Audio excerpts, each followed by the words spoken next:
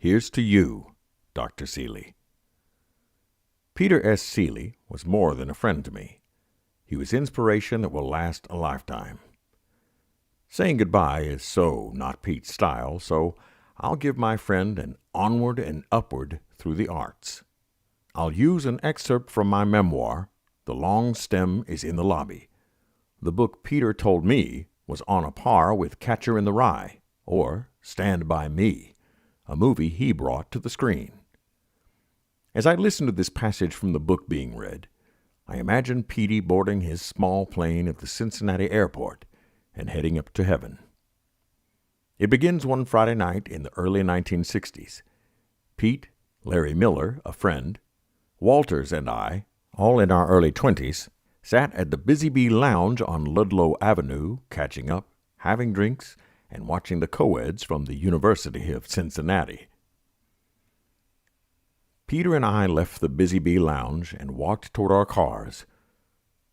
"Jer, what are you doing tomorrow?" he asked. "I'm painting a fence for a friend until noon, a little after," I said. "Maybe until 1. "Can you be at the airport by 3? I'm taking the plane up. You can ride with me to West Virginia," he said. "I want to check out the Greenbrier, a luxury resort for a possible Procter & Gamble planning conference. Someone told me I could land on their private runway.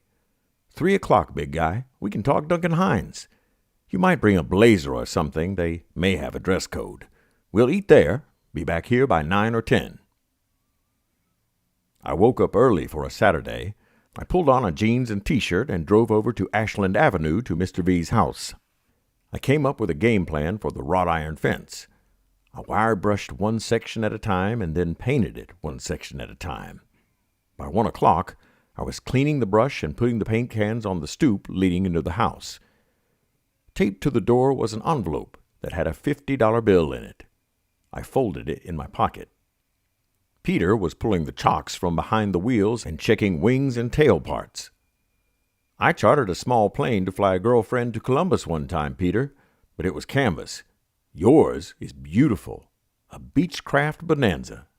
You chartered a plane to give a girlfriend a ride? I'm impressed," said Peter. "She went into the convent anyway," I said back. "Ouch," barked Peter, wincing. "What is it you do with your women to drive them into the convent?" Peter asked.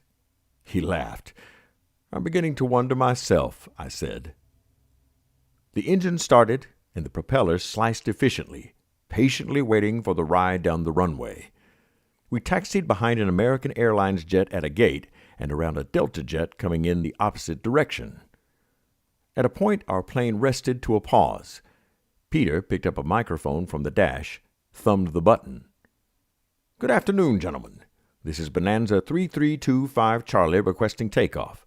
I repeat, Bonanza 3325 Charlie requesting takeoff." "Go ahead, Bonanza. We see you. Runway 2 south." "Roger that."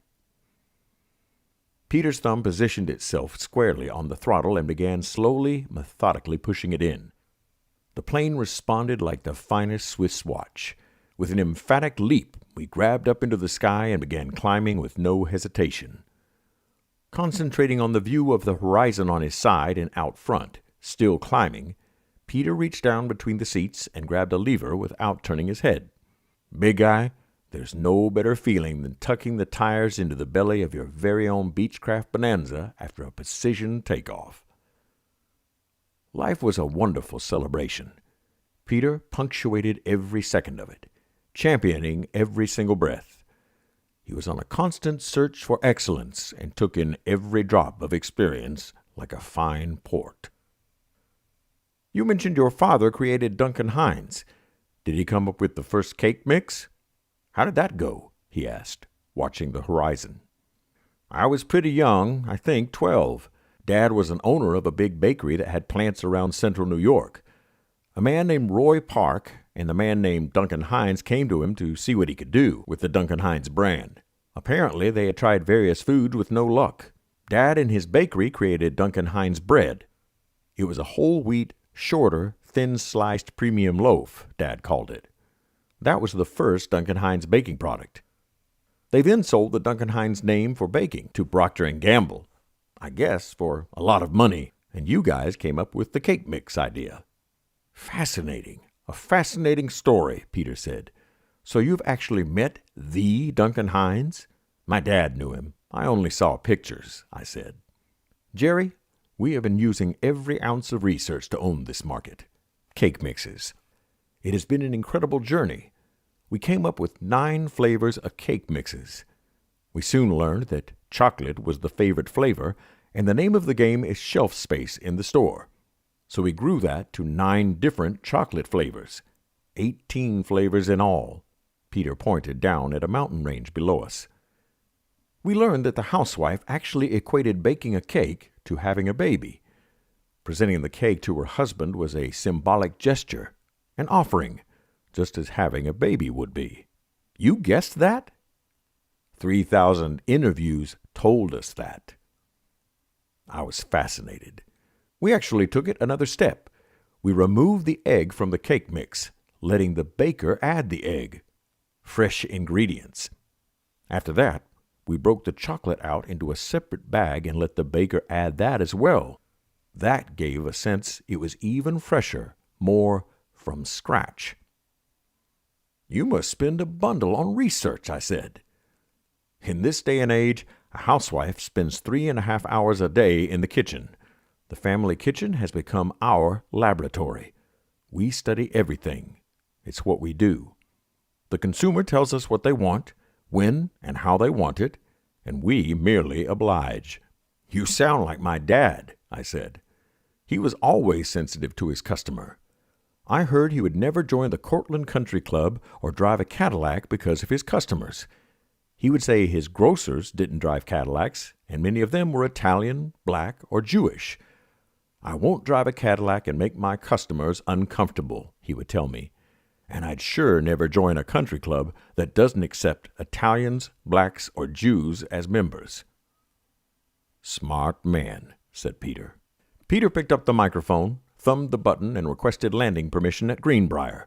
We lofted down like we were in a movie, onto a long, rich green lawn that looked like a velvet carpet leading up to a Taj Mahal. Large stucco buildings with endlessly pillared patios and tall windows and striped canvas awnings. The resort. We got out of the plane, put our jackets on, and walked the grounds in a setting sun. We crossed the patio of the main building and were welcomed into a dining area by a gentleman in a tuxedo who led us to a table. "I'll get the sommelier," the maitre d' said. "As much as I'd love a fine wine, I'll have to pass," Peter said. "We're flying back after dinner, and I never drink when I'm about to fly. Jer, have a glass of wine. A drink, if you'd like one." He asked the maitre d', "Can you see to it that my plane gets fueled?" "Ginger ale is fine with me," I said. "Very good, sir. I'll send your waiter, gentlemen. I'll call the runway office."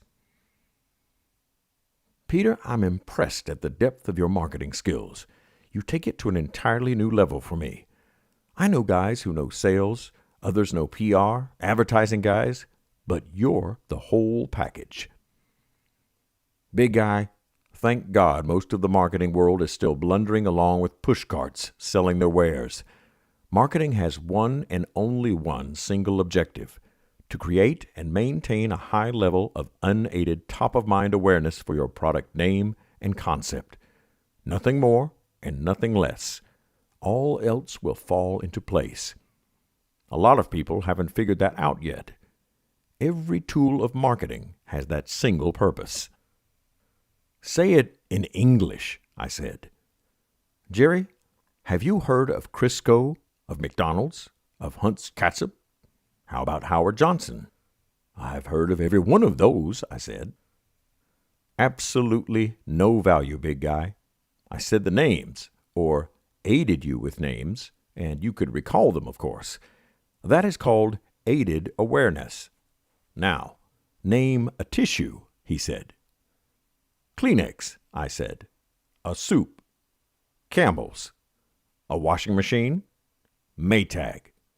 Without any assistance, your mind came up with the first brands it could think of.